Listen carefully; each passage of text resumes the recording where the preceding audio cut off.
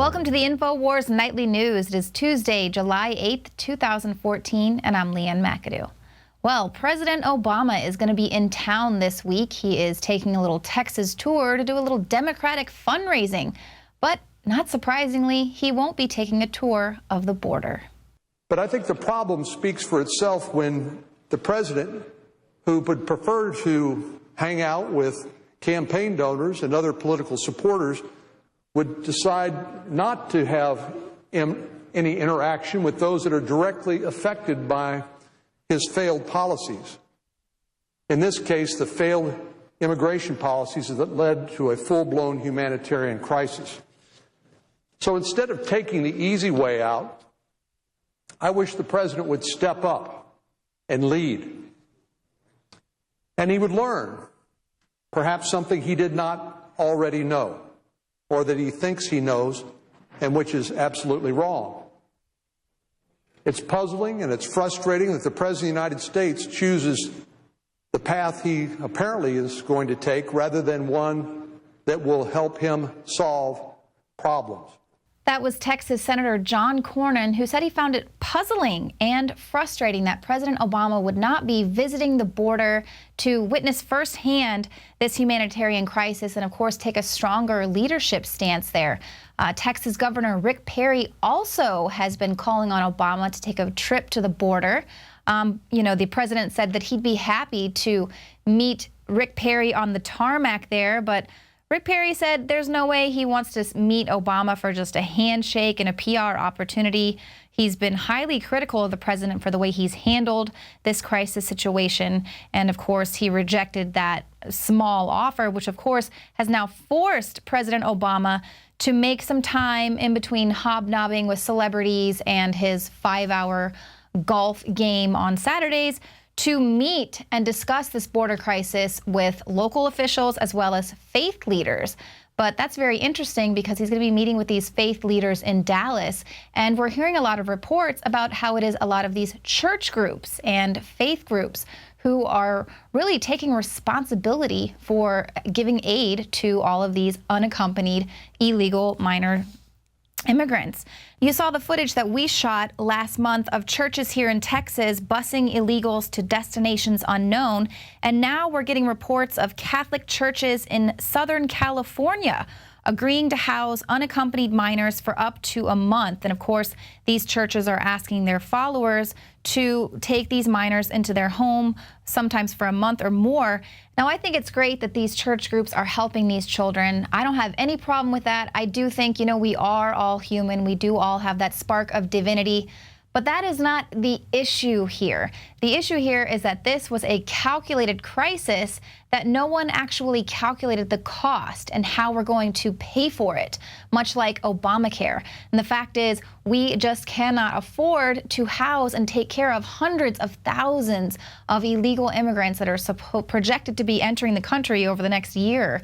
We just cannot take care of that cost for an undetermined amount of time. And those sentiments are echoed by Sarah Palin, who says it is time to impeach Obama. Now, we've heard this before, but she says, without borders, there is no nation. And Obama knows this.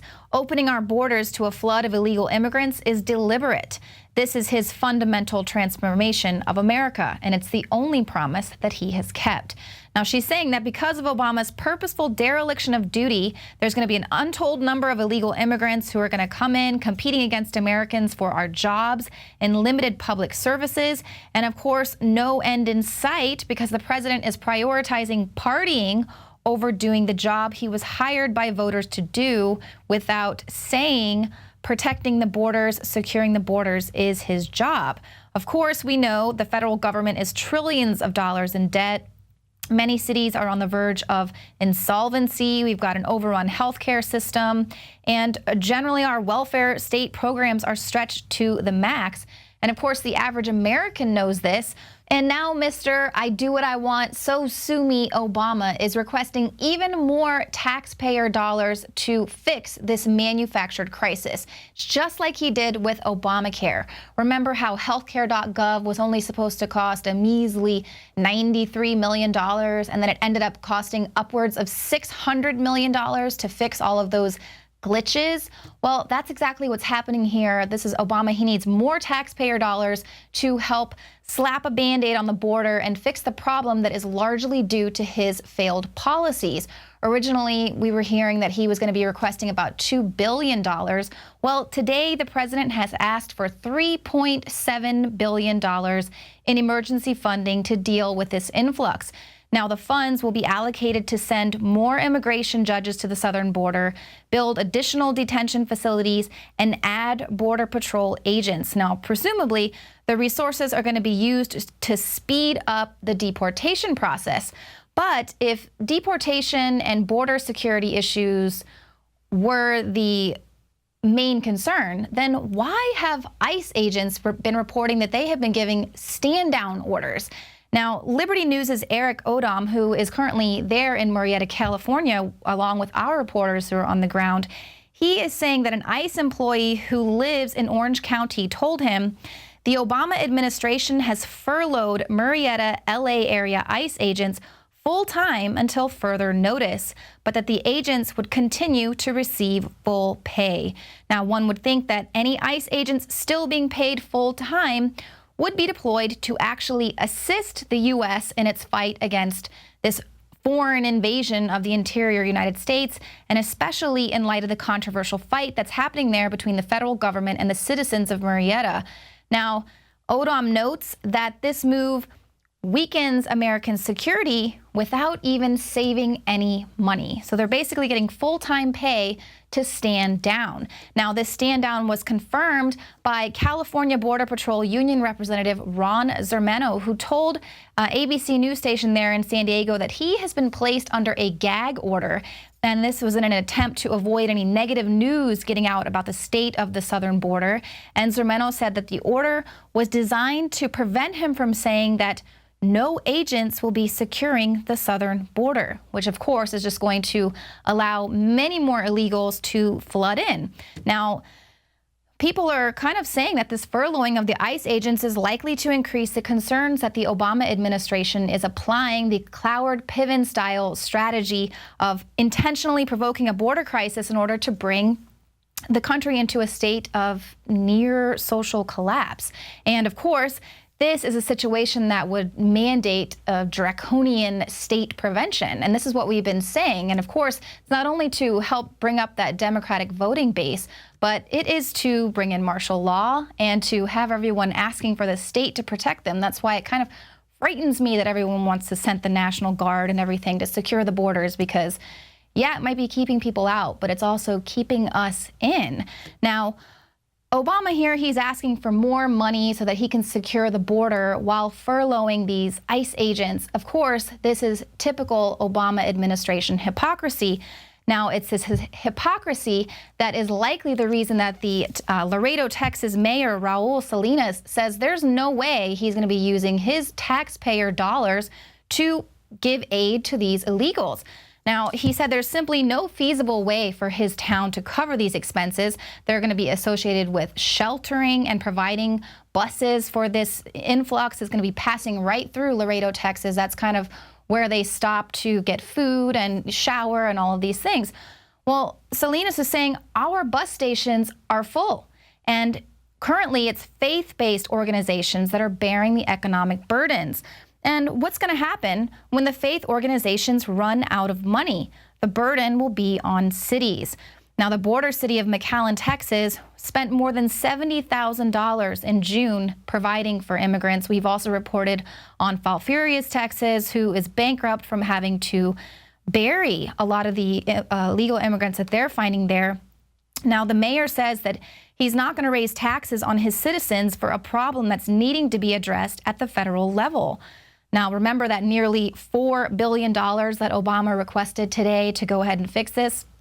Mayor Salinas suspected nowhere in this budget does it allow for the fiscal reimbursement of towns which have weathered the financial brunt of this orchestrated crisis.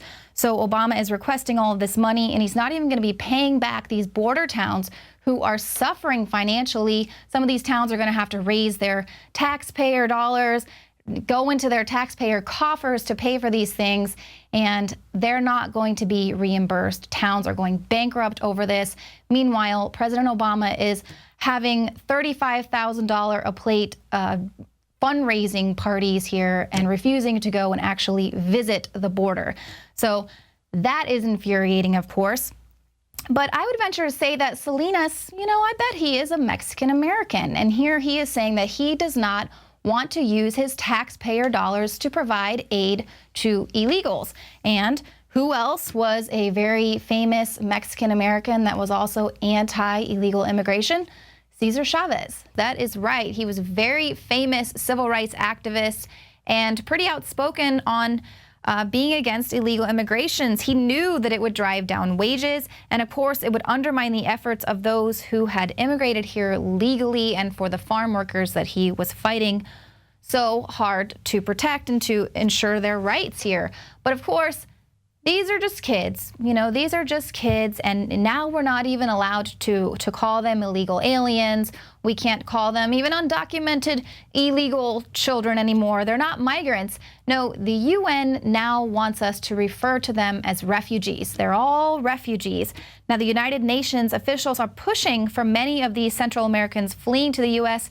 to be treated as refugees that have been displaced by armed conflict. Now, this is a designation that is, of course, meant to increase pressure on the U.S. to accept tens of thousands of people who are currently ineligible for asylum if they get this designation as a refugee. But again, we have been reporting on the fact that not all of these kids are so sweet and innocent as the media is trying to portray. And what happens when Americans need to flee armed conflict? Here, an internal Border Patrol executive summary has confirmed that at least 16 unaccompanied illegal minors are members of the brutal El Salvadorian street gang MS-13. Now, how'd they find this out? Well, gang members left graffiti on the walls of the Nogales Border Patrol Processing Center, which suggested that they had ties to this organization.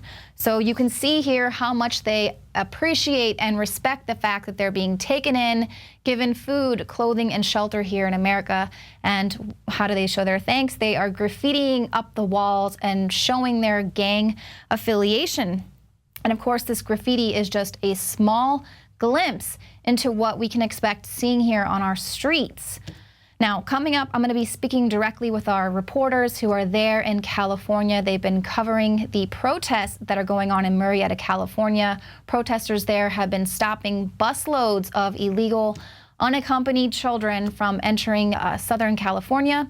So that is coming up right after this.